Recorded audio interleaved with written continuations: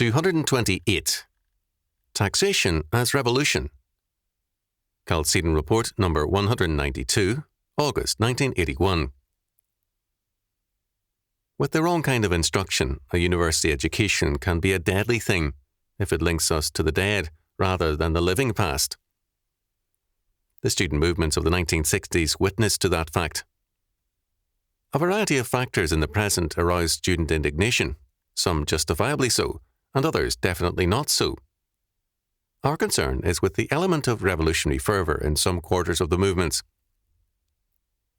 The religious faith in revolution is an important aspect of the modern age. Revolution is seen as the way to change the world. It functions in many modern circles to replace the biblical doctrine of regeneration. Conversion is to occur, not by the grace of God through Christ, but by revolution. This faith has been subjected to searching and telling analysis. Jacques Ellul, for example, has shown that the results of revolution are consistently reactionary rather than progressive. The faith, all the same, remains. This is ironic because the modern world is increasingly making armed revolution obsolete and unnecessary. Such revolutions now occur in the more backward areas, whereas, in theory, the more advanced capitalistic areas should be the revolutionary centres. In the centres of advanced humanistic culture, it is increasingly only the minority of a minority of radicalised youth who are revolutionary. Even here, the revolutionary activity has become a militant terrorism rather than a programme of revolution. Instead of commending them to the workers, it disaffects them. Not many workers appreciate losing a few days' wages because their plant was bombed. Bomb the revenue service, the city hall maybe, but not my job. Revolutionary movements alienate themselves from the workers whom they profess to champion. They are out of touch with reality. Even more, they are out of touch with the realities of revolution today. The first and foremost fact today is that revolution is a state monopoly. Even the terrorists are a part of this monopoly, being subsidized and controlled by one or another Marxist regime. The US State Department and other foreign agencies of states abroad also subsidize various groups for their own purposes. An independent and popular revolutionary group does not exist in our day. They are instruments and puppets of state. The modern state has a monopoly in revolution. Second, the major form of revolution in the modern world is taxation. Such taxes as the income tax, the property tax, especially the inheritance tax, and many more serve to effect a state-controlled and state-directed revolution. Armed revolutions are inefficient and alarming. They create a strong resistance, and they alarm the people. Taxation affects a more thorough revolution, and it can be sold to the people as a humanitarian measure. The purpose of taxation is said to be the relief of the poor, jobs, relief of the sick, the aged, and more. To oppose this revolution leaves one open to charges of inhumanity and unconcern. Few dare oppose such a revolution by taxation. It is a means of being marked as evil. Third, the main purpose of taxation thus becomes not the support of civil government in its necessary functions, but the creation of a power state in the name of social justice. Modern totalitarianism comes in the guise of social welfare and humanitarianism. Today, if the funds allocated for welfare went to each recipient without intermediaries, the amount per receiving person of family would be $40,000 a year. What they receive is dramatically less. The difference creates a bureaucracy dedicated to its own welfare and growth. The end of civil government is more government. Its use of power is to gain more power. Dedicated to its omnicompetence, the modern state sees it as a social necessity that it gain more power. Fourth, a major function of modern taxation is destruction. Since World War II, some civil governments have raised the income tax to over 100% in order to force the wealthy into liquidating their assets. Others whose taxes are a, quote, modest, end quote, 50%, are less open in their revolutionary and destructive goals, but are still dedicated to the same ends. In the United States, for example, over 75% of all families face the loss of their business or farm at the death of one of the owners. Few may recognize the inheritance tax as a radical form of revolution, but it is all the same. Fifth, taxation thus works to dissolve the past more drastically than have armed revolutions. Few more corrosive social forces exist than taxation. Holdings, both small and great, which have been in the same families for generations and even centuries, are dissolved. The stability of town and countryside is broken. Taxation is revolution at work. Modern taxation is a humanistic and anti-Christian form of revolution. It must be fought by a renewed and dedicated faith and by tithing. The Lord's goals are furthered by the Lord's tax.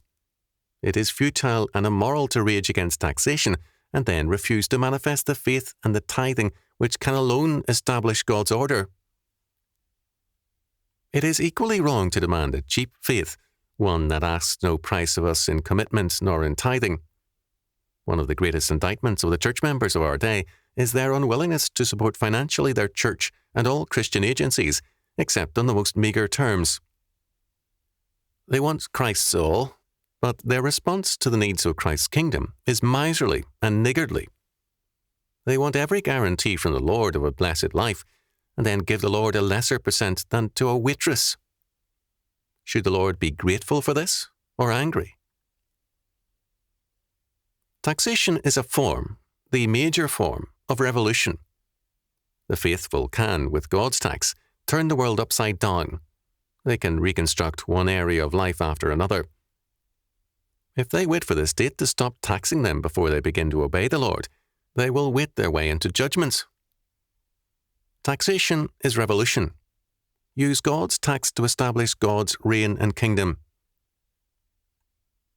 One of the goals of taxation is economic redistribution.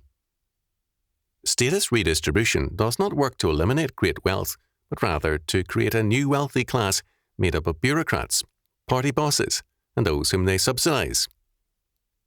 The new wealthy class of the Soviet Union, for example, is more arrogant and deadly than any czarist lords ever dared to be. The haves, in economic redistribution in the modern world are the friends of the state and the state's ruling hierarchy. All of the rest become have-nots. Socialism does not equalize wealth, it concentrates it rigidly. The most powerful instrument in this redistribution of wealth is taxation.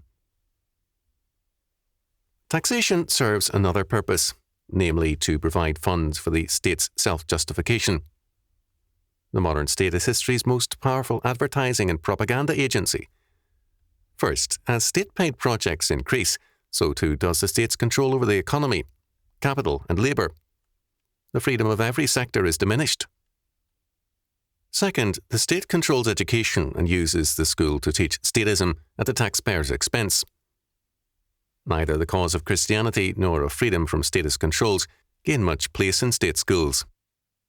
Rather, the state school teaches that freedom means deliverance from Christianity and from the independence of the church, man, and the marketplace. Third, taxation enables the state to revolutionize other areas, most notably law, to justify its radical departures from morality and justice. The law, divorced from God, becomes an instrument to further statist coercion. Fourth, the press is subsidized. Probably no news agencies can equal the power and funds of the federal, news, dispensing agencies.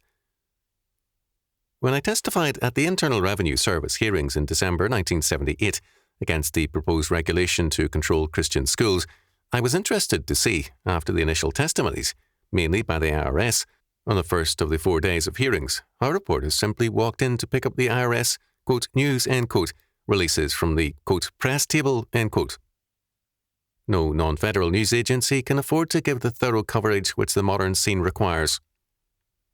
Thus, a large amount of our, news, is a product of statist handouts to the press, or press conferences designed to create news in terms of statist goals. This revolution by taxation will not be defeated merely by votes. There is often little relationship between campaign pledges and performance in office, as recent presidential elections have shown.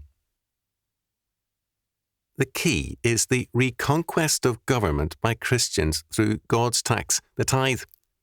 It means the creation of schools, hospitals, welfare agencies, and more which are biblical in character, not statist.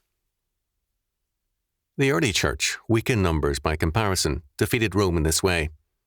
We must do no less with statism now. This revolution by taxation must be countered by a Christian revolution financed by tithing, the creation of new institutions and agencies which are governmental in character and faithful to the Lord.